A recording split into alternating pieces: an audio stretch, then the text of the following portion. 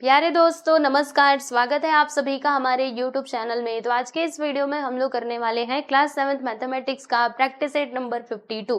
तो चलिए फिर इस प्रैक्टिस सेट को हम लोग स्टार्ट करते हैं। तो यहाँ पर देखिए दोस्तों, ये रहा आपका क्वेश्चन। इसमें क्या लिखा है कि factorize the following expressions and write them in the product form. यानी कि हमें क्या करना है, यहाँ पर ये जो सारे एक्सप्रेशंस दिए गए हैं इनको हमें पहले तो फैक्टराइज करना है और फिर इनको ना हमें ये प्रोडक्ट फॉर्म में लिखना है। तो प्यारे बच्चों, प्रोडक्ट फॉर्म का मतलब क्या होता है, जैसे कि मैंने यहाँ पे मान लीजिए लिखा है ए स्क्वायर, ठीक है, और मैंने कहा कि आपने इसको प्रोडक्ट फॉर्म में लिखो। तो प्रोडक्ट फॉर्म में लिखने का मतलब ये होता है कि हमने इसको ऐसे लिख देंगे, यानी मल्टीप्लाई करके लिखेंगे। जैसे ए स्क्वायर का मतलब क्या है, ए का मल्टीप्लाई 2 बार हो रहा है, यानी हम इसको मतलब इसको ऐसे लिखेंगे ए इंटू ए। बात समझ में आ रही है? तो ये होता है बच्चे आपका प्रोडक्ट फॉर्म, यानी मल्टीप्लाई के फॉर्म में लिखना। ठीक है जी, बात समझ में आ गई। जैसे मान लो यहाँ पे लिखा है बी सी, अब इसे मुझे लिखना है प्रोडक्ट फॉर्म में, तो मैं इसको ऐसे लिख दूंगी बी इंटू सी करके। ठीक है, तो यहाँ पर दिए गए सारे एक्सप्रेशंस को हमें क्या करना है बच्चों, पहले तो फैक्टराइज करना है, फिर इनको प्रोडक्ट फॉर्म में लिखना है। ठीक है, अब देखो दोस्तों, यहाँ पर ये जो एक्सप्रेशंस दिए गए हैं ये सब के सब क्या है दोस्तों, मोनोमियल है। याद है आप लोगों को, आप लोगों ने पढ़ा था मोनोमियल, बाइनोमियल, ट्राइनोमियल, याद कीजिए, है ना, पहले आप लोगों ने पढ़ा था। मोनोमियल क्या होता है, वो अलजेब्रिक एक्सप्रेशन जिसमें बस एक ही टर्म होता है। जैसे कि यहाँ पे जितने भी एक्सप्रेशन दिए गए हैं सारे के सारे क्या है बच्चे, मोनोमियल ही है, क्योंकि इसमें बस एक ही टर्म है। और बाइनोमियल क्या होता है दोस्तों, तो बाइनोमियल मतलब वो अलजेब्रिक एक्सप्रेशन जिसमें कितने टर्म्स होते हैं, तो 2 टर्म्स होते हैं। जैसे मान लीजिए मैंने यहाँ पे लिखा दोस्तों ए स्क्वायर और उसके बाद मैंने माइनस करके बी स्क्वायर लिख दिया, तो इसमें कितने टर्म्स हैं, इसमें 2 टर्म्स है, एक तो ये, दूसरा ये। तो ये हमारा क्या कहलाएगा दोस्तों, ये हमारा बाइनोमियल कहलाएगा। ठीक है, तो यहाँ पे हम किसको फैक्टराइज करने वाले हैं, तो सारे के सारे मोनोमियल्स ये दिए गए हैं, यानी कि हम यहाँ पे सीखेंगे मोनोमियल का फैक्टराइजेशन, यानी मोनोमियल को कैसे फैक्टराइज किया जाता है। ठीक है, फिर उसके बाद जो हमारा अगला वाला प्रैक्टिस सेट होगा, यानी प्रैक्टिस सेट नंबर 53, उसमें हम जानेंगे दोस्तों कि ये जो हमारा बाइनोमियल होता है उसको हम किस प्रकार से फैक्टराइज करते हैं। ठीक है, तो बाइनोमियल के बारे में हम लोग अगले एक्सरसाइज में सीखेंगे, और बाकी अभी की बात करें तो हम यहाँ पे मोनोमियल के ऊपर डिस्कशन करने वाले हैं। ठीक है, तो ये तो थोड़ा सा इसका बेसिक था जो मैंने आपको बता दिया। चलो अब एक एक करके सारे क्वेश्चंस को हम सॉल्व करते हैं दोस्तों। तो यहाँ पे आपका क्वेश्चन क्या है, 201, उसके बाद a cube into b cube. अब आपको क्या करना है बच्चों, इसको ना फैक्टराइज करना है। तो देखो आपको एक यहाँ पे चीज बताती हूँ, यानी सबसे पहले आपको क्या करना है, जो कोएफिशिएंट दिया रहेगा ना, जैसे आपको पता है ना वेरिएबल्स और कोएफिशिएंट क्या होते हैं। देखो जैसे मैंने यहाँ पे लिखा है 2a, तो देखो बच्चों वो जो ABCD के लेटर्स होते हैं ना, उनका नाम होता है प्यारे बच्चे वेरिएबल। इनको हम क्या कहते हैं दोस्तों, वेरिएबल कहते हैं। ठीक है जी, वेरिएबल, जरा मैं अच्छे से लिख देती हूँ, वेरिएबल। और बाकी ये जो नंबर होता है 1 2 3 के नंबर्स जो होते हैं उनको हम नाम क्या रखते हैं बच्चे, उनका नाम होता है कोएफिशिएंट्स। ठीक है, बोलो इनको क्या कहा जाता है दोस्तों, कोएफिशिएंट कहा जाता है। ठीक है, तो आपको क्या करना है, ये जो कोएफिशिएंट दिया गया है पहले तो उसे फैक्टराइज कर लीजिएगा। ठीक है, जैसे इसमें कोएफिशिएंट क्या है दोस्तों, 201 है, तो हम क्या करेंगे, कोएफिशिएंट को ना पहले फैक्टराइज करेंगे। ये 201 के ना हम फैक्टर्स निकालेंगे, बराबर। तो चलिए फिर इसके फैक्टर्स निकालते हैं। तो देखो 201, क्या ये हमारा 2 से कटेगा, नहीं भैया। 3 से कटेगा क्या, तो जी हाँ, ये 3 से कैंसिल हो सकता है। तो आइए जरा हम इसको 3 से कैंसिल करते हैं। तो 3 6 18, इसमें से 2 बचेगा, 3 7 21 हो जाएगा। ठीक है बच्चे, अच्छा क्या अब ये 3 से कटेगा, नहीं भैया नहीं कटेगा, क्योंकि देखो ना यहाँ पे 6 है, इधर 7 है, 3 से नहीं कटेगा। फिर उसके आगे जो भी हमारे 5 है, 5 से भी नहीं जाएगा, फिर ये 7 से भी नहीं जाएगा, आप लोग देख ही सकते हो। फिर उसके बाद 11 वगैरह किसी से भी ये नहीं जाने वाला। ठीक है, इसको अगर आप ध्यान से देखोगे तो आपको पता चलेगा कि ये हमारा एक मतलब ऐसा नंबर है जिसके बस 2 ही फैक्टर्स हो सकते हैं, एक तो 67 खुद होगा और दूसरा हमारा 1 होगा। ठीक है, तो ये किससे जाएगा दोस्तों, तो ये हमारा डायरेक्टली 67 से ही जाएगा। तो 67 1 सा क्या होता है बच्चे, 67 ही होता है। ठीक है, तो इसके जब हमने इसको फैक्टराइज किया तो बताइए हमको क्या मिला, 3 इंटू 67 मिला। ठीक है जी, इसको ऐसे लिखो, पहले बड़ा वाला नंबर लिख दो, मतलब आगे पीछे चलेगा, कोई बात नहीं है। तो चलो हम 3 इंटू 67 लिख देते हैं। ठीक है, ये हमने लिख दिया। उसके बाद ये जो है ना a क्यूब और उसके बाद b क्यूब, इनको जैसे कि मैंने आपको बताया था कि आपको क्या करना है बच्चे, इसको प्रोडक्ट फॉर्म में लिखना है, राइट।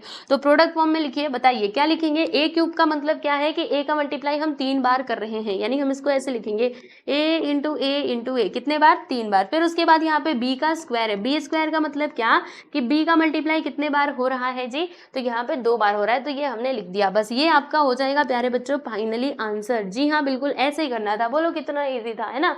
इससे आसान चीज कोई हो सकती है क्या, कुछ नहीं हो सकता इससे आसान। ठीक है, चलो अब हम बात करेंगे सेकंड वन की। तो सेकंड क्वेश्चन के लिए अगला पेज ले लिया जाए या फिर यहीं पर मैं आपको बता दूं, चलो भैया यहीं पे बता देती हूँ, ये छोटे छोटे क्वेश्चन है तो आ जाएंगे, है ना। चलिए सेकेंड वन की हम बात करेंगे दोस्तों, सेकेंड सब क्वेश्चन। तो क्या दिया है इसमें 91 फिर एक्स वाई और टी का स्क्वायर। अब इसे भी आपको क्या करना है प्यारे बच्चे, पहले तो फैक्टराइज कर लीजिएगा किसको, कोएफिशिएंट को। इसमें कोएफिशिएंट क्या है दोस्तों 91 है, तो मैंने यहाँ पे लिख दिया बच्चे 91। अब 91 को फैक्टराइज करो, बताओ ये किससे कटेगा। तो प्यारे बच्चे ये हमारा किससे कटेगा जानते हैं आप सभी लोग, 3 से भी नहीं कटेगा, 2 से भी नहीं कटेगा। अच्छा फिर ये किससे जाएगा भाई, तो 7 1 7, हाँ 7 से जा सकता, 7 से जाएगा, 7 से तो जा सकता है। देखो 7 1 7, इसमें 2 बचेगा और 7 3 21, यानी कि ये 7 से जाएगा। फिर ये डायरेक्टली 13 से जाएगा। देखो 13 हमारा प्राइम नंबर होता है, ठीक है, तो 13 1 13 बराबर। तो इसके फैक्टर्स हमको क्या क्या मिले हैं आप लोग देख सकते हो, 7 × 13। बाकी यहाँ पे x × y आप ऐसे करके लिख देना। फिर देखो बच्चों t का स्क्वायर है, t स्क्वायर का मतलब क्या हुआ कि t को हमें 2 बार ना मल्टीप्लाई करके ऐसे लिख देना होगा, ठीक है। तो बस ये हो गया दोस्तों आपका फाइनली आंसर। तो क्वेश्चन नंबर 1 का मतलब ये जो हमारा क्वेश्चन दिया गया था इसका फर्स्ट एंड सेकंड क्वेश्चन हमने कंप्लीट कर लिया। अब बारी है थर्ड वन की। तो आइए दोस्तों हम लोग थर्ड वन के लिए चलते हैं हमारे अगले पेज पर। तो लीजिए हम आ गए हैं अगले पेज पर और इसको मैं कर देती हूँ यहाँ से पहले तो खत्म, ठीक है। और फिर हम लोग अभी तीसरा जो हमारा सब क्वेश्चन है, तीसरा और चौथा, इसको हम लोग सॉल्व कर लेते हैं यहीं पर, ठीक है। चलिए तो थर्ड वन की बात करेंगे, थर्ड सब क्वेश्चन की। इसमें क्या लिखा हुआ है भाई, 24a² × b², यही लिखा है ना। तो चलो ये जो 24 दिया गया पहले तो हम इसको फैक्टराइज करेंगे प्यारे बच्चे। तो 24 2 से जाएगा, ये बात हमको बहुत अच्छे से मालूम है। तो 2 1 2, 2 2 4, फिर ये 2 से जाएगा, 2 6 12, फिर ये 3 2 से ही जाएगा, 2 3 6, अब ये 3 से जाएगा, 3 1 3, ठीक है। समझ में आया, देखो 2 1 2, 2 2 4, फिर ये 2 6 12, 2 3 6, और अब 2 से नहीं जाने वाला तो अब ये 3 से जाएगा। तो हमने इसके जो फैक्टर्स है ना वो हमने निकाल लिए। अब यहाँ पर है ना बच्चों हम लोग लिख देते हैं। तो 24 के फैक्टर्स क्या क्या आए हैं देख लो, 2 × 2 × 2 × 3, ठीक है। फिर यहाँ पर देखिएगा क्या है, a का स्क्वायर। a स्क्वायर का मतलब क्या होता है कि a का हमको मल्टीप्लाई करना है 2 बार, यानी कि हम यहाँ पर क्या लिख देंगे दोस्तों, a × a करके लिख देंगे। फिर उसके बाद यहाँ पे b का स्क्वायर है। b स्क्वायर का मतलब क्या हुआ कि हमें ना यहाँ पे b का मल्टीप्लाई करना है, कितने बार करना है भाई 2 बार करना है, ठीक है। तो बस ये हो जाएगा प्यारे बच्चे आपका फाइनली आंसर। आप देखो यहाँ पर हमने ये थर्ड वाले क्वेश्चन को भी कंप्लीट कर लिया और अब बारी है हमारे फोर्थ सब क्वेश्चन की। ये भी मैं जल्दी से करवा देती हूँ।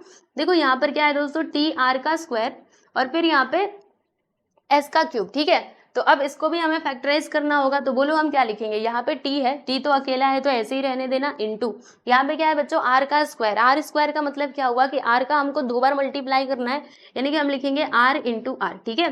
फिर यहाँ पे s का क्यूब, s का पावर क्या है बच्चे 3, यानी s का मल्टीप्लाई हमको करना है 3 बार, यानी हम इसको ऐसे लिखेंगे s × s × s, ठीक है। तो बस ये हो जाएगा प्यारे बच्चे आपका फाइनली आंसर, आप लोग देख सकते हो। हमने यहाँ पर बस इतने ही 4 ही सब क्वेश्चंस दिए गए थे, हमने सॉल्व कर लिए हैं, देख लो। ये स्टार्टिंग के 2 हैं और ये तीसरा और चौथा, ठीक है। तो यहाँ पर आपका प्रैक्टिस सेट नंबर 52 होता है कंप्लीट। अब इसके बाद जो प्रैक्टिस सेट नंबर 53 है उसमें हम देखेंगे वापस से फैक्टराइजेशन ही मतलब फैक्टराइजेशन ही हम देखने वाले हैं, लेकिन वो होगा हमारा बाइनोमियल का, ठीक है। क्वेश्चंस दिखाऊं आप लोगों को, उसके क्वेश्चंस कैसे हैं देखो। देखो यहाँ पे आपको 2 टर्म्स देखने के लिए मिलेंगे, ठीक है। तो चलो भाई आज के लिए बस इतना ही रहने देते हैं और मिलते हैं नेक्स्ट वीडियो में, जिसमें हम ये जो हमारा चैप्टर है अलजेब्रिक एक्सप्रेशन वाला, इसको पूरा समाप्त कर लेंगे, ठीक है। तो ये वीडियो आपको कैसा लगा आप हमें कमेंट करके जरूर बताएं, और अच्छा लगा तो बिल्कुल लाइक कर सकते हो। और मिलेंगे दोस्तों नेक्स्ट वीडियो में। Bye everyone.